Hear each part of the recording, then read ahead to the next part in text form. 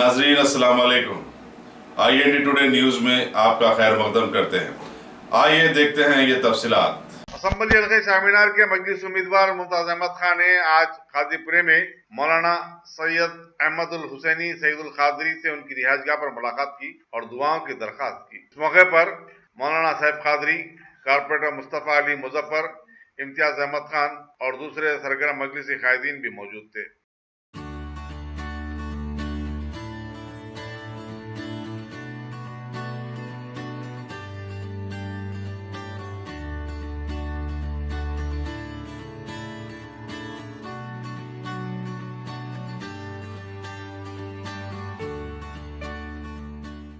अगर आपने हमारे चैनल को सब्सक्राइब नहीं किया है तो आपको यहाँ सब्सक्राइब बटन दिख रहा है, उसे क्लिक करिए और सब्सक्राइब कीजिए और साथ ही साथ बेल आइकॉन को भी क्लिक करिएगा जिससे कि आपको ताज़ा अपडेट मिलते रहें।